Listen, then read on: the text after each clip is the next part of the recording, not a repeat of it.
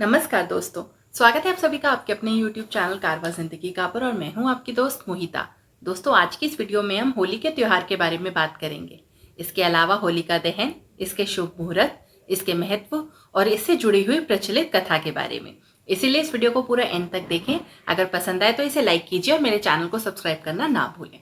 दोस्तों, होली का त्योहार फाल्गुन मास की पूर्णिमा तिथि को मनाया जाता है। इस साल होली का त्योहार आने वाली 29 मार्च यानी दिन सोमवार को पड़ेगा। होली के दिन सभी उम्र के लोग, चाहे बच्चे हैं, बड़े हैं या बूढ़े हैं, सभी मिलकर एक दूसरे को रंग लगाते हैं, मिठाइयाँ खाते हैं और खूब मस्ती करते हैं। संगीत होता है, ढोल नगाड़े बजते हैं, लोग उस पर बहुत डांस करते हैं और सब मिलजुल कर एक दूसरे के साथ ये त्योहार मनाते हैं। इस दिन घरों में बहुत अलग अलग तरीके के पकवान बनते हैं और सबसे ज़्यादा बनती है गुजिया। जी हाँ, जो कि सभी को पसंद आती है। दोस्तों, होली का त्यौहार है ही ऐसा, ये हर धर्म के लोगों को एक दूसरे से जोड़ती है। अक्सर हमने देखा है कि भारत के कई राज्यों में ये त्यौहार मनाया जाता है।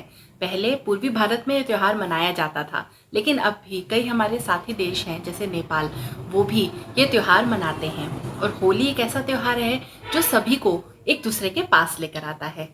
इस दिन सभी अपनी दुश्मनी भुलाकर अपने दुश्मनों को भी रंग लगाते हैं और अपने रंग में उनको रंग लेते हैं। तो इस दिन ना कोई बड़ा रहता है, ना छोटा, ना दोस्त, ना दुश्मन, बस सब इकट्ठे होकर ये त्योहार बड़े प्यार से मनाते हैं। दोस्तों, होली से एक दिन पहले होलिका दहन मनाया जाता है। जी हाँ, होलिका दहन के दिन होलिका जलाई जाती है। इसमें क्या करते हैं कि लकड़ियाँ होती हैं, लकड़ियों को जलाया जाता है और ये बुराई पर अच्छाई की जीत का प्रतीक है। इस रूप में इसे मनाया जाता है। होलिका दहन 28 मार्च यानी दिन रविवार को है। होलिका दहन का जो शुभ मुहूर्त है वो शाम को 6:37 से लेकर रात को 8:56 तक है। आइए अब जानते हैं इससे जुड़ी हुई पौराणिक कथा के बारे में। ऐसा सुनने में आता है कि एक बार दानवराज हिरण्यकश्यप हुआ, जिसका एक पुत्र था जिसका नाम था प्रहलाद। जो प्रहलाद था वो विष्णु भक्त था।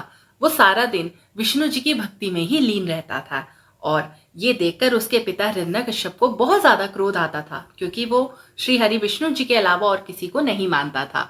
तो हिरण्यकश्यप ने बहुत बार अपने बेटे को जान से मारने की कोशिश की। कभी पर्वत से नीचे गिरा के, कभी किसी तरीके से, कभी गरम तेल की कढ़ाई में बिठा देने से। लेकिन प्रहलाद की भक्ति इतनी ज्यादा थी कि हर बारी प्रभु उसे खुद बचाते थे। तो एक बारी क्या हुआ, जो हिरण्यकश्यप की बहन थी होलिका, उसने अपने भाई से कहा कि आप चिंता मत कीजिए, मैं चिता में प्रहलाद को अपनी गोदी में लेकर बैठ जाती हूँ और आप उस चिता को आग लगा दीजिए और प्रहलाद को इस तरीके से आप खत्म कर सकते हैं। दोस्तों, होलिका को ये वरदान प्राप्त था कि आग उसे कभी नहीं जला सकती। तो इसी कॉन्फिडेंस में उसने अपने भाई से ये बात कह दी। अब चिता सजाई गई और होलिका प्रहलाद को अपनी गोदी में लेकर उस चिता में प्रवेश कर गई। जैसे ही चिता में प्रवेश किए, वैसे ही जो राक्षस थे उन्होंने उसमें आग लगा दी। आग लगते ही प्रहलाद ने श्री हरि विष्णु जी का नाम जपना शुरू कर दिया और एकदम से क्या हुआ कि जो आग थी वो होलिका को भस्म कर गई। जी हाँ, वो होलिका जिसे वरदान मिला था कि अग्नि उसे जला नहीं सकती, वो ये भूल गई थी कि ये वरदान उसे सिर्फ अपने लिए मिला था, ये नहीं कि वो किसी को अपने साथ लेकर भी बैठ सकती है। तो इस तरीके से भगवान श्री हरि विष्णु ने अपने अनन्य भक्त प्रहलाद की रक्षा की और प्रहलाद का बाल भी बांका नहीं हो सका। होलिका दहन उसी दिन से हर साल मनाया जाने लगा। इसको ये एक प्रतीक है कि बुराई पर अच्छाई की जीत हमेशा होती है। इसके साथ साथ हमें ये भी संदेश मिलता है कि भगवान अपने भक्तों की रक्षा करने के लिए हमेशा तैयार रहते हैं। अगर आपकी भक्ति सच्ची है तो भगवान खुद आपकी रक्षा करने के लिए आएंगे। होलिका दहन के दिन लकड़ियां जलाई जाती हैं। इस दिन आम की और वट की लकड़ियां नहीं जलानी चाहिए, इसे अशुभ माना गया है। इसकी जगह आपको क्या करना होता है, एरंड और गूलर, ये दो पेड़ होते हैं, इनकी लकड़ियां इस दिन जलाई जाती हैं। कि ऐसा कहा जाता है कि इस जो ये मौसम चल रहा है ना, अगर इस मौसम में जो ये दोनों पेड़ हैं, एरंड और गूलर, इनके पत्ते झड़ने शुरू हो जाते हैं। तो अगर आप इनको नहीं जलाते हैं ना तो इनके पेड़ों में कीड़े लग जाते हैं।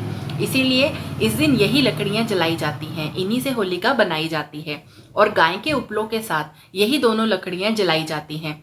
इसका एक वैज्ञानिक कारण ये भी है दोस्तों कि एरंड और गूलर में ऐसे एक तत्व होते हैं जिसको जब वो जलते हैं तो उससे हवा शुद्ध हो जाती है, और इससे क्या होता है कि जो मच्छर होते हैं, हवा में जो बैक्टीरिया होते हैं वो खत्म होते हैं। और ऐसा भी माना जाता है कि जब हम होलिका दहन के दौरान परिक्रमा करते हैं तो वो परिक्रमा लेने से हमारी जो बॉडी का टेम्परेचर होता है, तापमान होता है ना, वो 40 डिग्री फ़ारेनहाइट तक बढ़ जाता है। जिससे क्या होता है कि अगर हमारे शरीर में कोई रोग पैदा होने वाले होते हैं, या फिर अगर हमें हमें जुकाम होता है, सर्दी खांसी होती है, तो उसको पैदा करने वाले जो बैक्टीरिया, जो वायरस होते हैं, वो अपने आप ही नष्ट हो जाते हैं। तो इसका बहुत ही अच्छा वैज्ञानिक लाभ भी है, और जो पौराणिक कथा है वो तो हमने जान ही ली है। इसके संदर्भ में जो एक और कथा सुनने में आती है वो ये है कि इसी दिन भगवान श्री कृष्ण ने पूतना राक्षसी का वध किया था, और उस खुशी में ब्रजवासियों ने रंग गुलाल उड़ाकर होली का त्योहार मनाना उसी दिन से चालू किया था। ऐसा भी कहा जाता है कि इसी दिन भगवान श्री कृष्ण और राधा जी ने महारास रचाया था। तो कथाएं इससे जुड़ी हुई बहुत सारी हैं, लेकिन महत्व ये रखता है कि ये त्योहार सभी को पास लेकर आता है, और जो ज़रूरी संदेश ये देता है वो ये है कि भगवान अपने भक्तों की रक्षा करने के लिए हमेशा तत्पर रहते हैं। भक्त की अगर भक्ति सच्ची है तो भगवान खुद उसकी रक्षा करने के लिए धरती पर आते हैं, और हमेशा हमें यही प्रयास करना चाहिए कि हम भगवान की भक्ति करें, उन्हें सच्चे मन से मानें। तो देखेंगे आप कि भगवान हर सिचुएशन में, हर प्रॉब्लम में आपके साथ ज़रूर खड़े होंगे। तो दोस्तों, मैं आशा करती हूँ कि आप सभी अपने घर परिवार वालों के साथ मिलकर, दोस्तों रिश्तेदारों के साथ मिलकर होली का ये त्यौहार बहुत अच्छे तरीके से मनाएंगे। और कोशिश कीजिए इस दिन किसी का दिल ना दुखाएं, किसी को चोट ना पहुंचाएं, क्योंकि अक्सर हम लोग पानी के भरे हुए गुब्बारे लोगों को मार देते हैं बिना देखे कि उन्हें कहाँ लग सकते हैं। तो इस चीज़ का खास करके ध्यान रखें कि किसी को भी किसी किस्म की चोट ना पहुंचे।